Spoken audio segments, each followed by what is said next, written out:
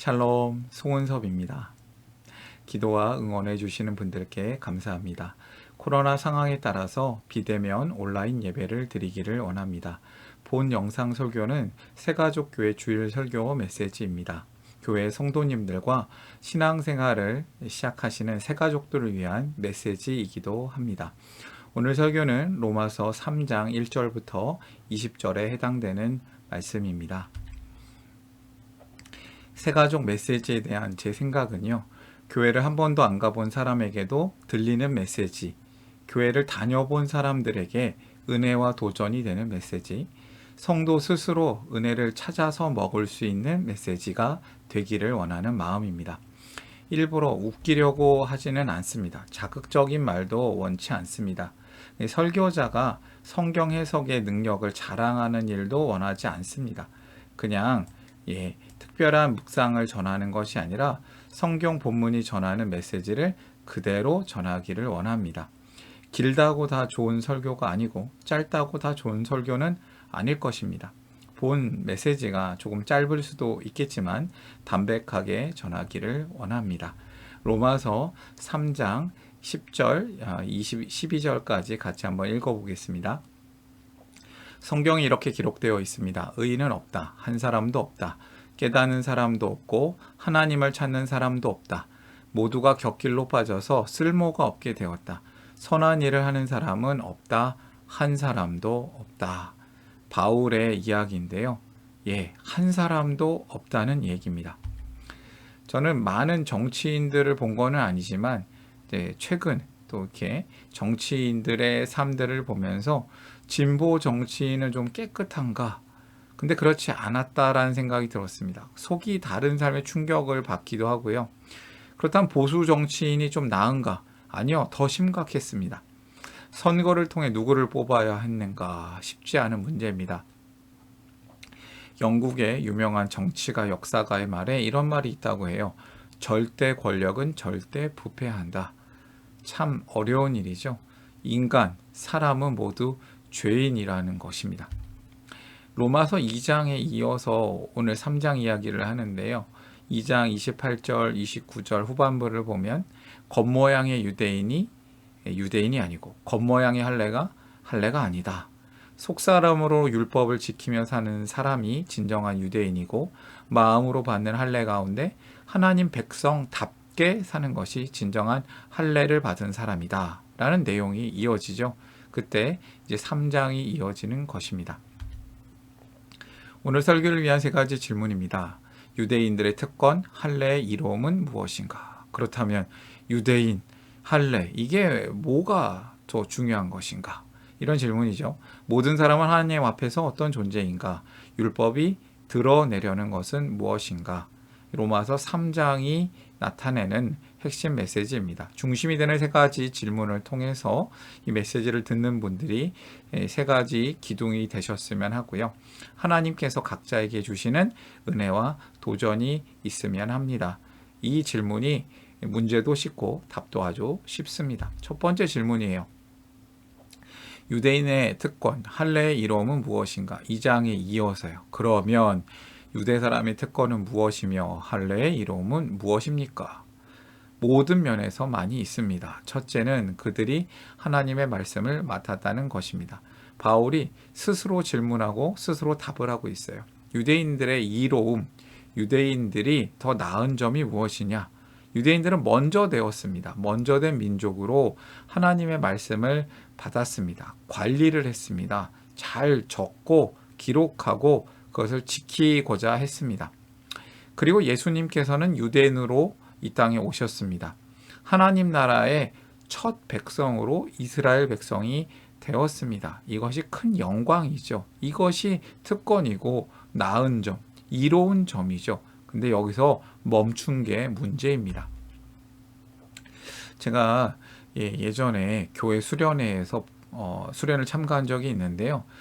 조별로 밥을 먹는데 순서대로 저희 조가 가장 먼저 밥을 먹은 거예요. 1등으로 밥을 먹었어요. 근데 1등으로 밥 먹은 조는 뭔가 해야 될 일이 있었습니다. 먼저 식사한 사람은 그날의 배식 봉사자가 되어서 밥을 나눠주는 일을 해야 했습니다. 그런데 유대인들이 먼저 식사한 사람처럼 복을 받았거든요. 근데 자기들만 밥을 먹고 문을 닫아 버리는 것 같이 행동을 했단 말이에요. 그때 주인이 극대노 화를 내게 되는 거 아니겠습니까? 주인은 하나님이시죠. 여기서 주시는 하나님의 첫 번째 메시지는 저는 이렇게 발견했습니다. 하나님 나라의 축복의 통로가 되어야 하는 것입니다.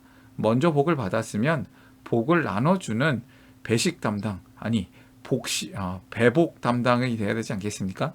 성도의 사명은 복을 받아 누리고 전하는 데 있습니다. 복을 받아 누리고 전하는 삶이 사명이신 저와 여러분이 되셨으면 합니다. 그 이후에 로마서 3장 3절과 8절 사이에는 유대인들의 이상한 질문을 할 것에 대해서 바울이 정직한 아주 훌륭한 답변을 합니다. 하나님은 신실하시고 하나님은 정의로우시다. 죄가 있는 것에 은혜가 가득하다. 그래서 죄를 더 많이 지어야 되느냐? 그럴 수 없다. 그럴 수 없다. 무슨 궤변이냐? 이런 얘기를 하고 있는 것이죠. 두 번째 질문입니다. 모든 사람은 하나님 앞에서 어떤 존재인가? 바울이 분명히 말합니다. 유대인도 죄인이고 이방인도 죄인이다. 9절부터 읽어볼까요? 그러면 무엇을 말해야 하겠습니까? 우리 유대 사람이 이방 사람보다 낫습니까? 전혀 그렇지 않습니다. 유대 사람이나 그리스 사람이나 다 같이 죄 아래 있음을 우리가 이미 지적하였습니다. 성경에 이렇게 기록되어 있습니다. 의인은 없다. 하나도 없다. 유대인이나 이방인이나 모든 사람은 죄 아래에 있는 존재입니다. 의인은 없고 정말 한 사람도 없는 것이죠.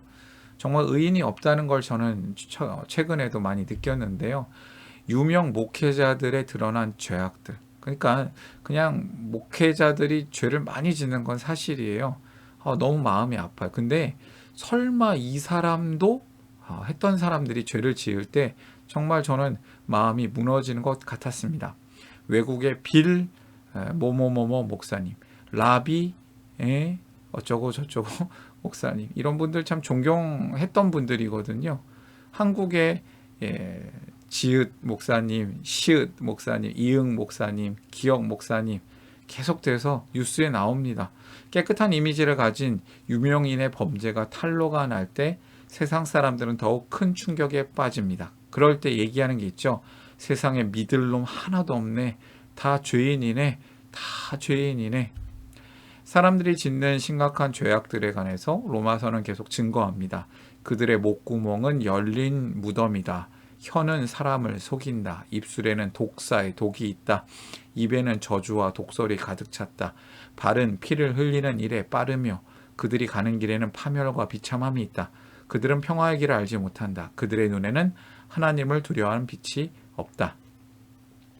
인간의 그 신체들을 비유해서 시편과 이사야 등에서 나온 성경 말씀을 모아서 인간의 죄악의 심각함을 다시 한번 증거하고 있는 것이죠. 바울은 이렇게 구약 성경에 아주 능통한 사람이었어요. 가장 심각한 죄악은 하나님을 두려워하지 않는 죄입니다. 어쩌면 죄가 여기서 시작한지 모릅니다. 하나님이 없다고 생각하거나 하나님을 두려워하지 않을 때 그냥 마음 놓고 죄를 짓는 것이죠. 이렇게 성경에서 이러한 사람들이 큰 죄라는 것을 분명히 밝히는데도 사람들은 그것을 심각하게 생각하지 않고 계속해서 죄를 짓는 것 같습니다. 여기서 두 번째 메시지를 발견하는데요. 하나님의 심판을 두려워하는 인생이 그러한 삶이 되어야 하겠습니다.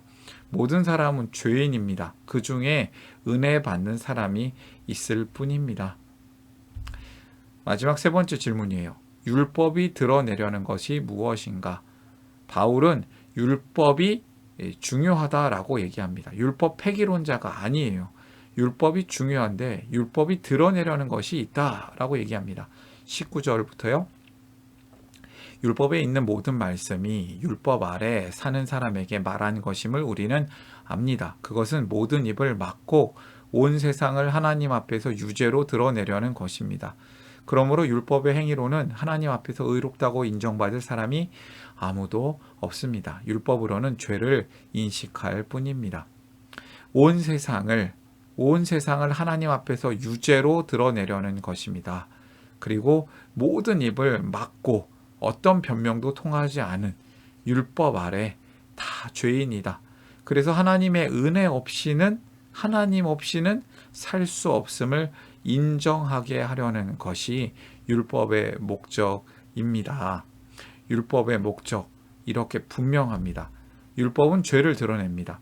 율법은 인간의 죄를 폭로합니다. 율법을 몰라도 죄인은 죄인입니다. 인간은 율법을 통해서 죄를 깨달을 뿐이죠. 인간은 하나님 앞에서 심판받을 죄인인데 이때 죄인을 용서하여 구원하시는 하나님의 은혜가 있습니다. 그 은혜가 무엇이냐면 예수님을 믿고 회개하는 자에게 은혜의 구원이 있는 것입니다. 십계명이 있죠. 그 십계명을 모두 지킬 수 있는 사람은 아무도 없습니다. 그렇다면 그 율법을 왜 주셨냐면 그 율법이 우리를 죄인임을 깨닫게 하는 것, 우리의 죄가 너무나도 심각한 것을 알게 해주는 역할을 하는 것이죠. 그럴 때 우리가 바라보는 건 무엇입니까? 하나님의 은혜밖에 없습니다. 은혜 아니면 살아갈 수가 없습니다. 우리의 고백입니다. 세 번째 메시지를 발견하는데요. 하나님의 은혜로 살아야 하겠습니다. 하나님의 은혜로 살라. 하나님께서는 회개하는 자에게 은혜로 구원을 주십니다. 하나님의 은혜로 사시는 저와 여러분이 되셨으면 합니다. 오늘의 메시지를 정리하겠습니다. 순서를 조금 바꿨습니다. 메시지를 정리하는 결론은 순서를 조금 바꿔서 우리가 어떻게 살아야 되는지를 좀 더 분명히 드러내기를 원했습니다. 하나님의 심판을 두려워하라. 모든 사람은 죄인이며 그 중에 은혜 받는 사람이 있다. 로마서에 계속 흐르는 메시지죠. 하나님의 은혜로 살라. 하나님께서 회개하는 자를 은혜로 구원하십니다. 회개하지 않는 자에게 구원을 주시지는 않습니다. 회개하는 자에게 은혜로 구원을 주십니다.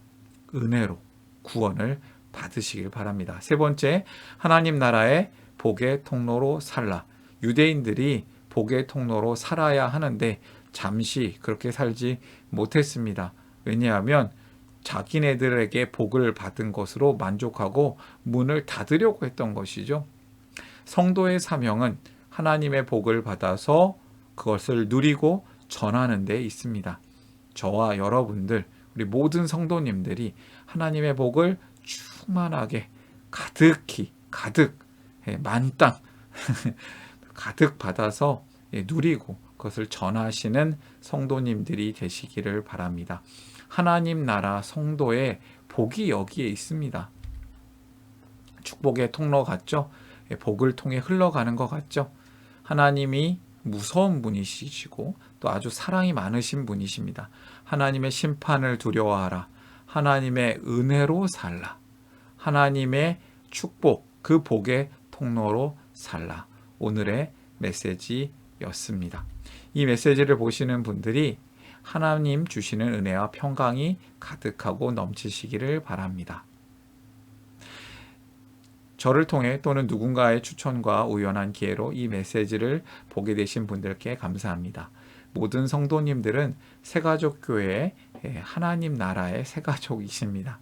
본 설교는 새가족교회 공동체 가족과 후원자를 위한 메시지이며 기독교를 잠시 떠났거나 새롭게 시작하는 분들을 위한 쉬운 메시지이기도 합니다. 이 메시지에 여러분 오류가 있을 수 있는데요. 저에게 알려주시면 겸손하게 배우고 다음에는 고치도록 하겠습니다. 혹시 새가족교회 성도, 가족 또는 후원자가 되기를 원하시는 분들은 이메일로 연락을 주시면 감사하겠습니다. 사랑합니다. 축복합니다.